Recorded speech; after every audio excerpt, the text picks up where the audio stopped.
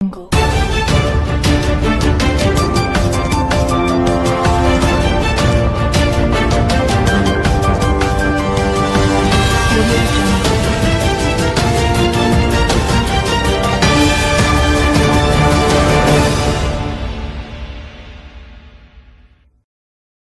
नमस्कार, Shriram media news channel में आपका स्वागत है। देवरिया में फर्जी कागजात से जमीन हड़पने की साजिश, सीनियर सिटीजन के साथ अन्याय पर सख्त कार्रवाई की मांग।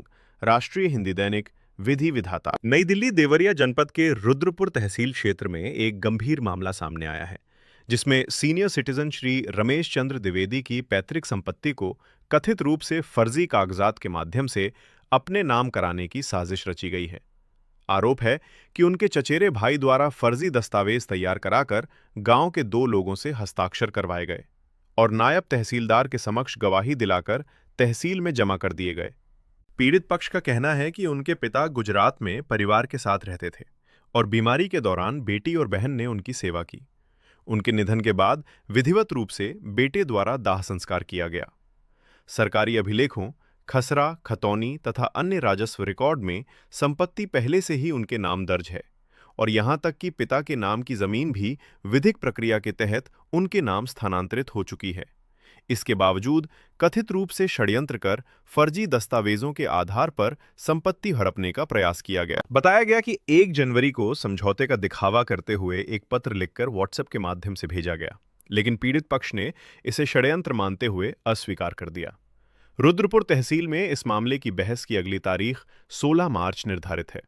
साथ ही देवरिया सिविल कोर्ट में भी इसी प्रकार के कथित फर्जी कागजात के आधार पर मुकदमा दायर किया गया है, जो सबूतों के अभाव में खारिज होने की स्थिति में बताया जा रहा है। इस पूरे प्रकरण की जानकारी प्रधानमंत्री, उत्तर प्रदेश के मुख्यमंत्री, जिलाधिकारी देवरिया, एसडीएम रुद्रपुर और तहसीलदार को रजिस्ट्री पत्र के माध्यम से दी जा चुकी है। पीड़ित पक्ष का आरोप है कि जांच के दौरान उनकी अनुपस्थिति का फायदा उठाकर विपक्षी पक्ष ने प्रभाव डालते हुए कुछ रिपोर्ट अपने पक्ष में बनवा ली। राष्ट्रवादी जनता पार्टी के राष्ट्रीय अध्यक्ष एवं सीनियर एडवोकेट अनिल भारती ने प्रेस को बताया कि यह मामला केवल एक व्यक्ति की संपत्ति का नहीं, बल्कि कानून और न्याय व्यवस्था की विश्वसनीयता का भी प्रश्न है।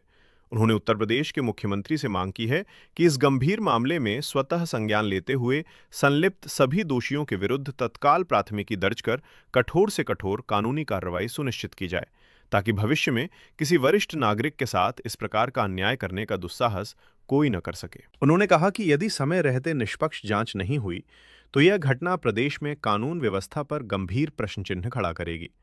इसलिए प्रशासन को चाहिए कि पूरे मामले की निष्पक्ष जांच कर पीड़ित को शीघ्र न्याय दिलाए।